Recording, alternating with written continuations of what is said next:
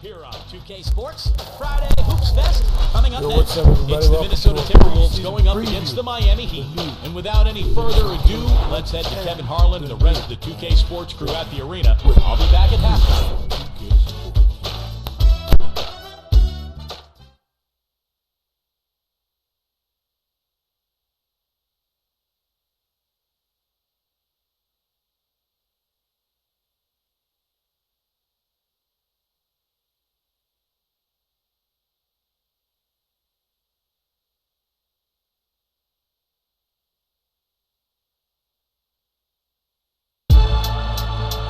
Do it now, I told you do it now. Let's go. You wanna hate me, then hate me. What can I do but keep getting money? Funny, I was just like you. I had to hustle hard, never give up until I made it. Now y'all saying that's a clever, nothing to play with. You can hate me now, I won't stop. but I won't stop now.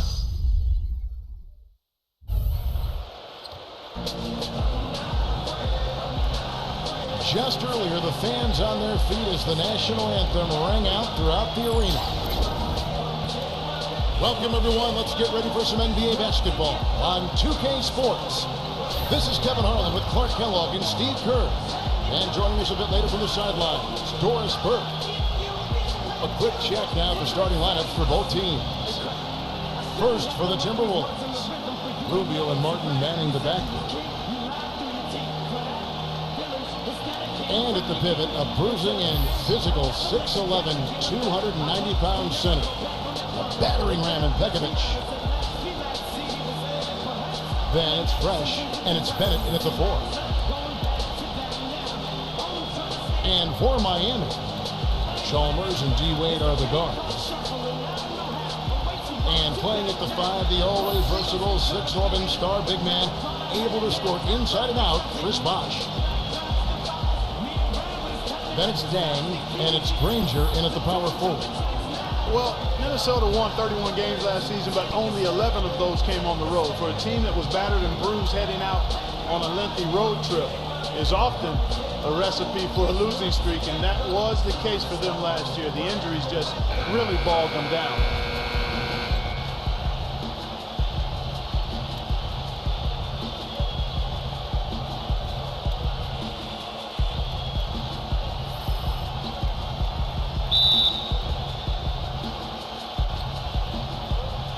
And so the tip-off, it's Miami.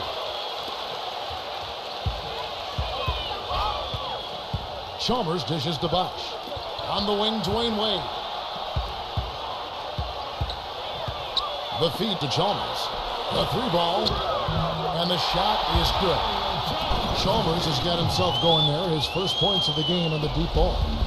Well, picking up again on the Timberwolves, road travel can be especially tough on them, just given the geography where their home city is in relation, Steve, to the rest of the NBA. Well, particularly in relation to the rest of the West, because there the Timberwolves are up north and kind of in the middle of the country. So they have a lot of long trips, but there are no excuses in the NBA. I mean, everybody's got their own adversity they've got to deal with.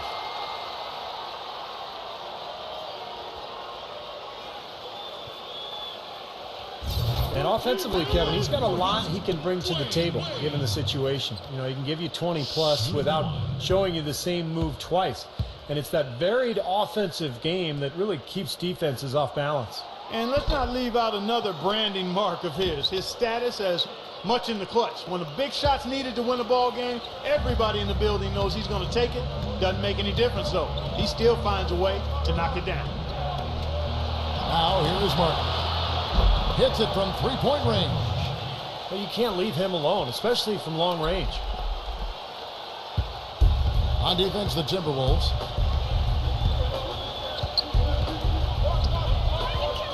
Wade up top. And he drops in the way up off the glass. And I like that move to the hoop. You use your speed, go around the bigger defender. And here's Rubio.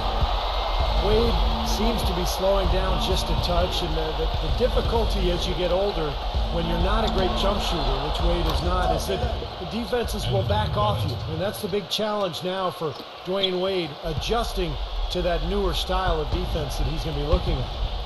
Here's Wade after the made shot from Bennett. Wade with it, and it's Martin picking him up. Wade kicks to Granger. Uncovered. That falls. Nice feed that time from Dwayne Wade. Granger's got his first 2 points. And Steve, you go back to the strong output for Dwayne Wade last season for the 4th time. In his career, he averaged over 20 points and 5 rebounds and 5 assists a game. Clark, one of only 4 players in the league last season to hit that mark. And Kevin, he led all shooting guards and player efficiency rating for the 5th consecutive season. Some might argue, but the numbers speak truth. He's the best shooting guard in the game. Now about 2 minutes gone here in the first quarter. And Rubio kicks to Pekovic. And so he draws the foul on the shot. A trip to the line to shoot 2. Nikola Pekovic, guys, out of Montenegro, a super physical 6'11" big man. I mean, he is a battering ram offensively. He's a terrific offensive rebounder, can score around the rim, doesn't shy away from contact. And when he gets to the line, he knocks him down pretty well for a big guy. This guy, I tell you what, he's going to be one of the best big men in the league in the next few years. I don't think there's any question about it. And that one misses. Going back to Pekovic, Clark, offensively, he is a real presence. Defensively, not great, but Steve, solid. Well, he's not explosive. He's physical, but you know he is a good rebounder, and most importantly, he wants to mix it up down there. He's a presence, and I think that's one of the reasons he's become such a good player in this league. The Heat have magnificent talent, but even coming off an NBA title, they had never put their name into the conversation of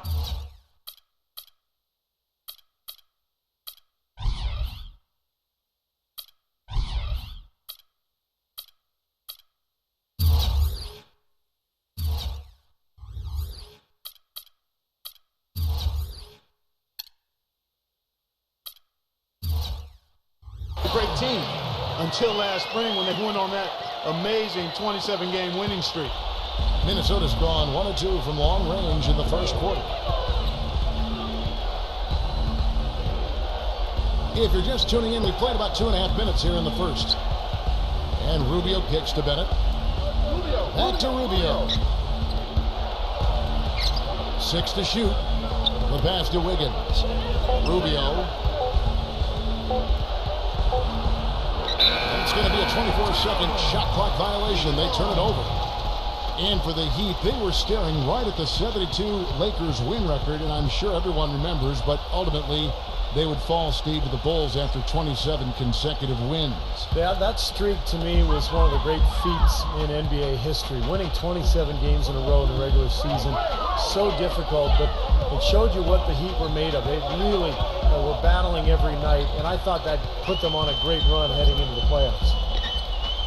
Now here's Granger. He passes to Bosch. And he was fouled on the way up. 2 free throws now for him. Well, coming off a title last year, you always wonder if a team will maybe relax a little bit. They usually won't admit to it, but Chris Bosh readily said it at times that his team had a difficult time lighting that fire again.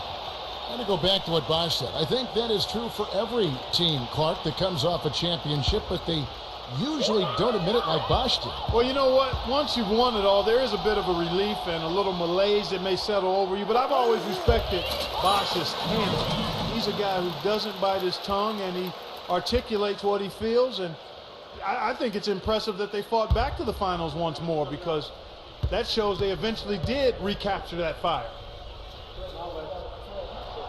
And so Bosh nails both of them. Guys, we know it was a struggle last season for the Timberwolves, but against the Eastern Conference, they were pretty competitive. Nearly had a 500 record against teams from the East. Now, here's Rubio. Feeds it to Bennett. Pass to Pekovic. Bosh grabs the miss. Well, back to the Timberwolves. That's a marked improvement over how they've done, Steve, over the past few seasons. Yeah, the last few years, that's easily the best winning percentage the Wolves have had against the Eastern Conference. They won't want to take much from last season to this one, but maybe that's something at least they can carry over and try to build on. Now Wade, following the miss by Granger from deep. And then Wade slams it in. Huge advantage for them already. And as well as they played at both ends so far, this lead might continue to grow. A moment to check in with Doris Burke. Doris? Kevin, I had a chance to talk with head coach Eric Spoelstra. We talked about the challenges posed by a player like Ricky Rubio, such a tremendous passer and floor general. Coach said, we know he can make plays, but making shots is where he's been less effective. We need to focus on staying home and forcing him to beat us with his scoring. Guys, we'll see if they can limit his highlight reel dimes. Back to you. All right, Doris, thanks. Derek Williams checked in for Minnesota. Young comes in for Fresh.